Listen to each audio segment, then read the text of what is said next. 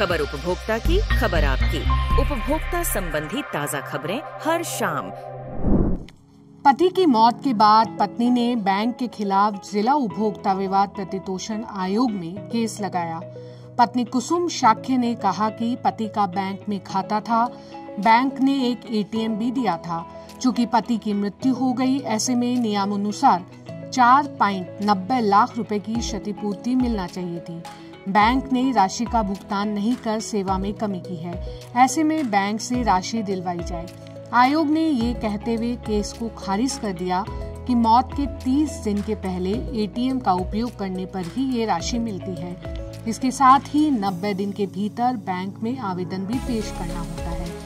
प्रक्रिया का पालन नहीं करने की स्थिति में किसी भी प्रकार की सहायता नहीं की जा सकती। उत्तर प्रदेश के नोएडा में उपभोक्ता फोरम का बड़ा फैसला सामने आया है। वारंटी अवधि के दौरान खराब बैटरी को बदलने में आनाकानी करना एक ऑटो कंपनी को महंगा पड़ा है। इस मामले में उपभोक्ता की शिकायत पर जिला उपभोक्ता वाद प्रतितोष आयोग ने इलेक्ट्रिक स्कूटी कंपनी पर 30,000 रुपए का जुर्माना लगाया है। आयोग ने उपभोक्ता को नई बैटरी भी देने को कहा है।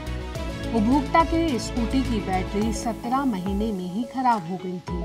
इन दिनों इलेक्ट्रिक वाहनों के खिलाफ इस तरह की कई शिकायतें देखने को मिलती हैं। केंद्रीय उपभोक्ता मामले, खाद्य और सार्वजनिक वितरण मंत्री प्रहलाद जोशी ने कहा कि भारतीय मानक ब्यूरो को यह सुनिश्चित करना चाहिए कि भारत के प्रत्येक नागरिक को सुरक्षित, विश्वसनीय और उच्च गुणवत्ता वाले उत्पादों और सेवाओं तक पहुंच मिले।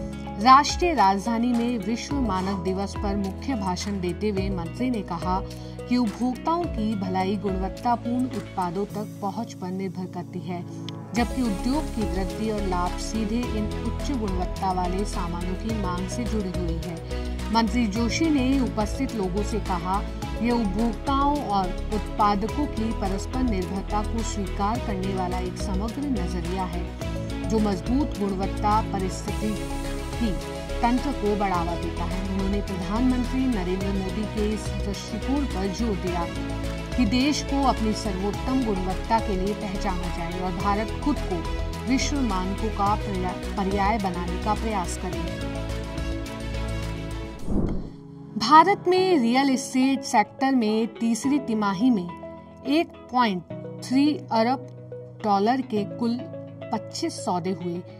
एक रिपोर्ट के अनुसार जुलाई सितंबर अवधि में रियल एस्टेट सेक्टर में सौदों की मात्रा मजबूत रही। रिपोर्ट के अनुसार सौदों का मूल्य मुख्य रूप से योग्य संस्थागत प्लेसमेंट एक्टिविटी, आवासीय और वाणिज्य क्षेत्रों में प्राइवेट इक्विटी फंडिंग और रियल एस्टेट टेक्नोलॉजी कंपनियों द्वारा संचालित था। 2024 की दूसरी तिमाही की तुलना में तीसरी तिमाही में प्राइवेट इक्विटी और विलय अधिकरण सौदा मूल्य में 71% की गिरावट देखी गई। हालांकि सौदे की मात्रा में 5% की वृद्धि दर्ज हुई। रिपोर्ट में कहा गया कि सालाना आधार पर तुलना से पता चलता है कि 2023 की तीसरी तिमाही की तुलना में सौदों की मात्रा में 54% की वृद्धि और मूल्यों में 41% की गिरावट आई है।